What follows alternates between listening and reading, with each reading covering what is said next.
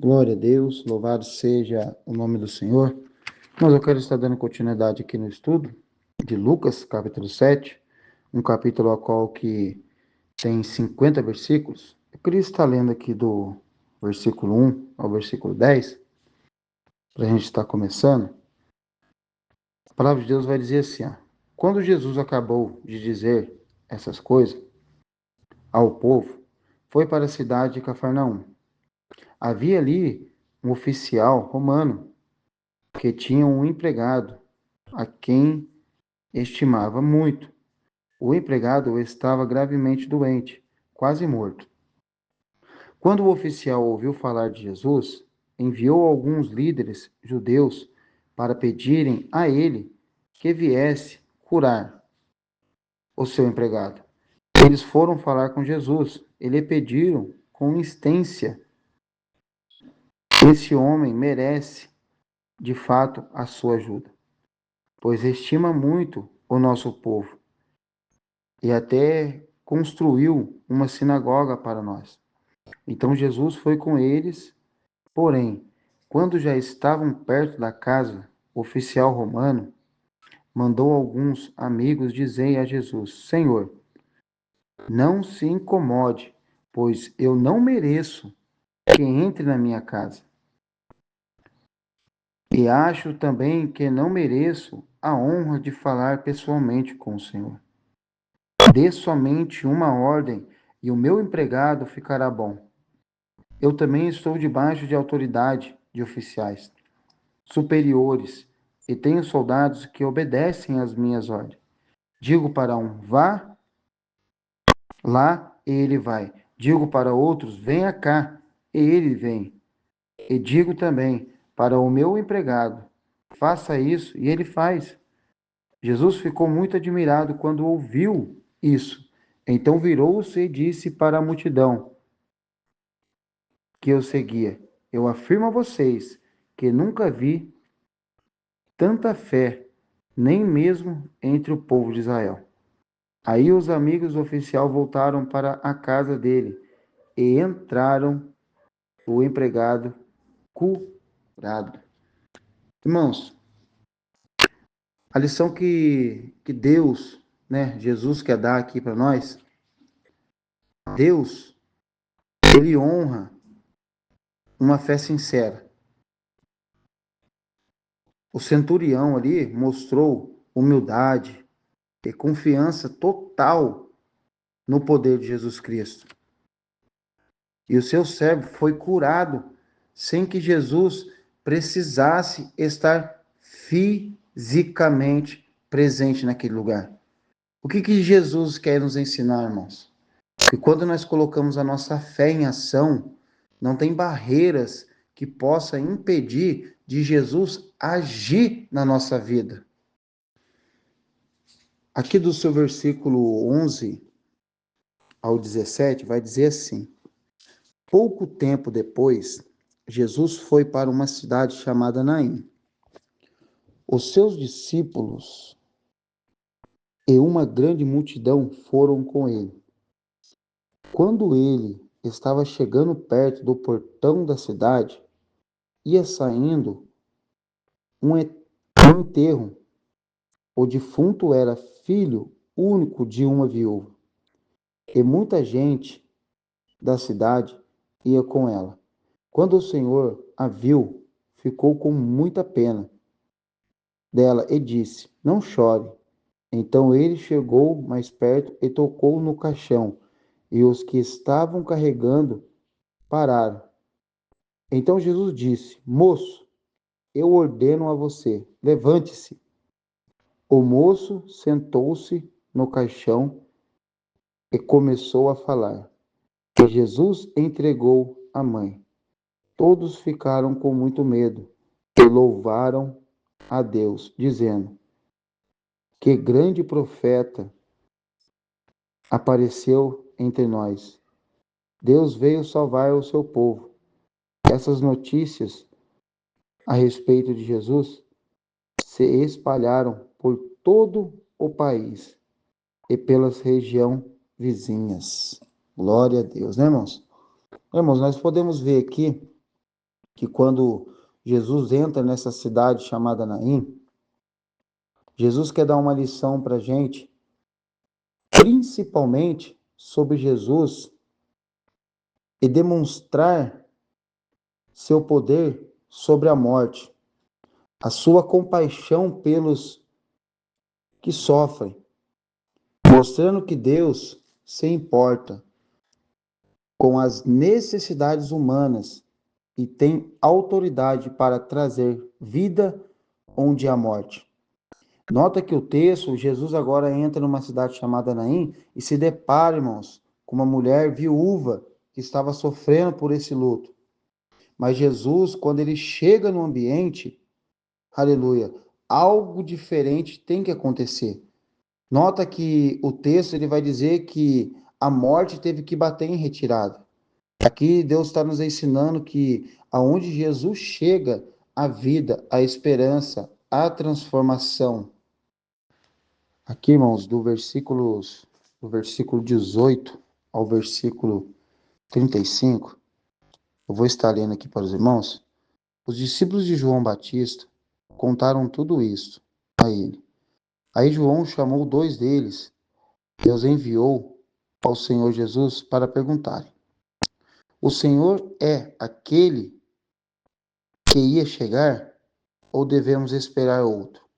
Então eles foram até o lugar onde Jesus estava e disseram: João Batista nos mandou perguntar o seguinte: o Senhor é aquele que ia chegar ou devemos esperar outro? Naquele momento, Jesus curou muitas pessoas das suas doenças e dos seus sofrimentos. Expulsou espíritos maus e também curou muitos cegos. Depois respondeu aos discípulos de João: voltem e conte a João o que vocês viram e ouviram. Digam a ele que os cegos vêm, os coxos andam, os leprosos são curados, os surdos ouvem, os mortos são ressuscitados e os pobres recebem o evangelho. E felizes são as pessoas que não duvidam de mim. Quando os discípulos de João foram embora, Jesus começou a dizer ao povo o seguinte a respeito de João: o que vocês foram ver no deserto, um caniço sacudido pelo vento, o que foram ver um homem bem vestido?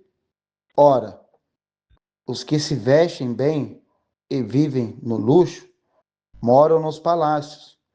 Então me diga, o que foram ver? Um profeta assim? Eu afirmo que vocês viram muito mais do que um profeta, porque João é aquele a respeito de quem as escrituras sagradas dizem: aqui está o meu mensageiro, disse Deus, eu o enviarei adiante de você para preparar o seu caminho.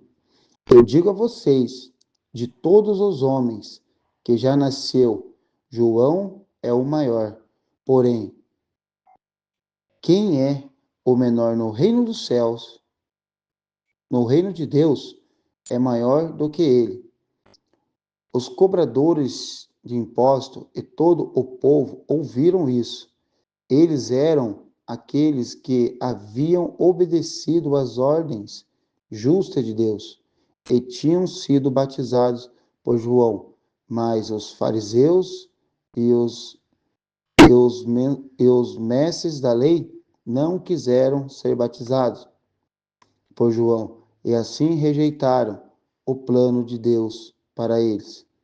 E Jesus terminou dizendo: mas com quem posso comparar as pessoas de hoje? Com quem eles são parecidas? Elas são como crianças sentadas na praça. Um grupo grita por outro: Nós tocamos músicas de casamentos, mas vocês não dançam. Cantamos música de sepultamentos, mas vocês não choram. João Batista jejua e não bebe vinho, e vocês dizem a ele, este, dominado por um demônio, o filho do homem, come e bebe, e vocês dizem, vejam, esse homem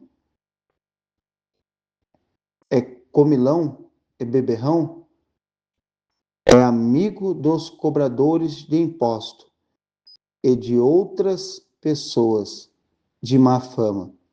Mas aquele que aceita a sabedoria de Deus mostra que ele é verdadeira. Glória a Deus. Louvado seja o nome do Senhor, né, irmãos? Aqui nós estamos aqui diante desses textos, e esse texto, nesse trecho, João Batista, que estava preso, envia discípulos para perguntar a Jesus Cristo se ele era realmente o Messias esperado. Do versículo 18 até o 23, Jesus não responde apenas com palavras o que João perguntou. Ele mostra suas obras, cura doentes, faz cegos enxergarem e anuncia as boas novas aos pobres. A mensagem e as ações de Jesus confirma quem ele é, o Messias. Do versículo 24 ao 28, depois que os discípulos de João vão embora, Jesus elogia João Batista, dizendo que ele é um grande profeta e o mensageiro que preparou o caminho para o Messias. Mesmo assim, Jesus ensina que os que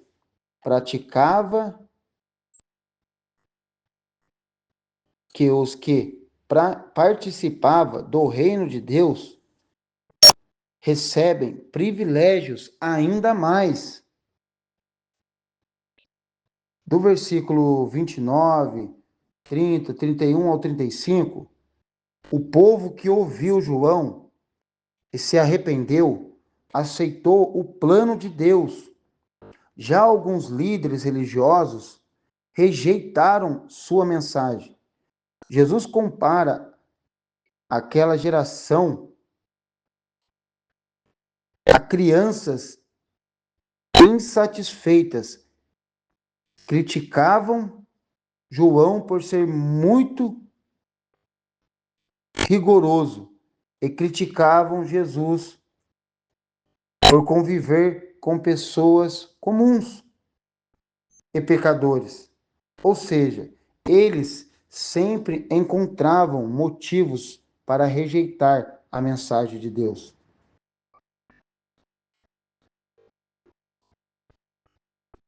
João Batista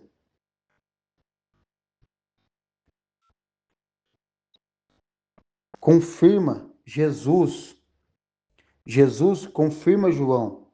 E o texto mostra que muitas pessoas rejeitaram a verdade, não por falta de evidências, mas porque não querem aceitar a mensagem de Deus.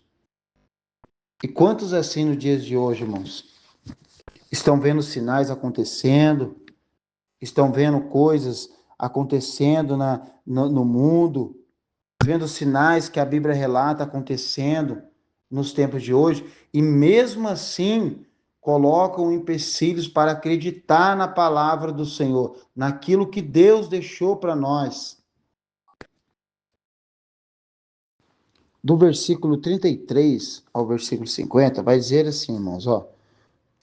Um fariseu convidou Jesus para jantar.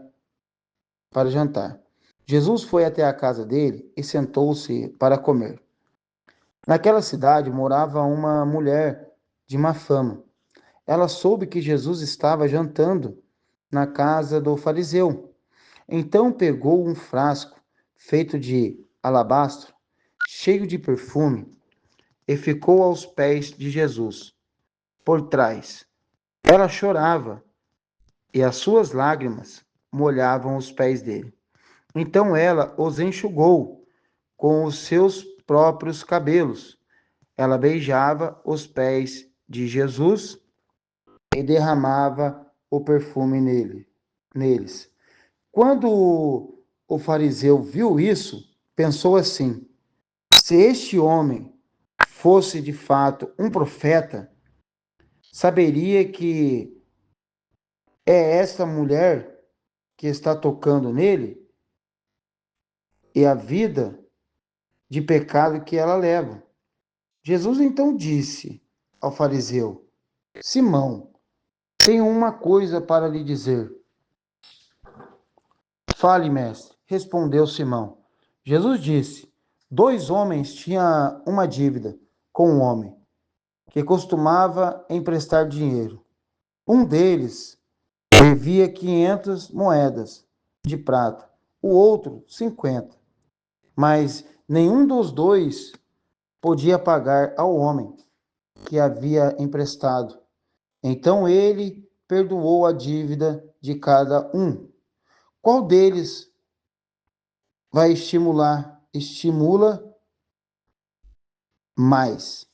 Eu acho que é aquele que foi mais perdoado, respondeu Simão. Você está certo, disse Jesus. Então virou-se para a mulher e disse: Ah, Simão, você está vendo esta mulher? Quando eu entrei, você não me ofereceu água para lavar os pés, porém ela os lavou com as suas lágrimas e os enxugou com os seus cabelos. Você não me beijou quando cheguei, ela, porém, não para de beijar os meus pés desde que entrei. Você não pôs azeite perfumado na minha cabeça, porém ela derramou perfume nos meus pés. Eu afirmo a você, então, que o grande amor que ela mostrou prova que os seus muitos pecados já foram perdoados. Mas onde pouco é perdoado, pouco amor é mostrado. Então Jesus disse à mulher: os seus pecados estão perdoados. Os que estavam sentados à mesa começaram a perguntar: que homem é esse que até perdoa pecados? Mas Jesus disse à mulher: a sua fé salvou você. Irmãos, nota que desse texto, do versículo 36 ao 50, a mulher demonstra arrependimento e amor por Jesus Cristo, chorando, lavando os pés dele com lágrimas, enxugando-os com os cabelos e derramando perfume. Nota, irmãos, que Simão, em cima desse texto, ele vê a atitude dessa mulher, ele vai indagar, porque Jesus deixa esta mulher fazer este ato. E Jesus ali conta essa parábola para ele de dois homens que deviam a um homem que emprestava dinheiro. E esse homem perdoou a dívida destes homens. Jesus ensina que o perdão, ele não há pecado que é ou não é perdoado. Nós todos sabemos que o único perdão perante a Bíblia, que não tem, a única coisa que não tem perdão perante a Bíblia é a blasfêmia contra o Espírito Santo. E nota que o Senhor lhe perdoa os pecados desta mulher, porque ela se prostra diante de Deus. Ela se arrepende, ela chora lágrimas, mas de arrependimentos. E é isso que nós devemos fazer diante de Deus. Quem reconhece seus pecados, se arrepende e crê em Jesus Cristo, recebe perdão. O amor e a gratidão a Deus são frutos de um coração que entende a grandeza desse perdão.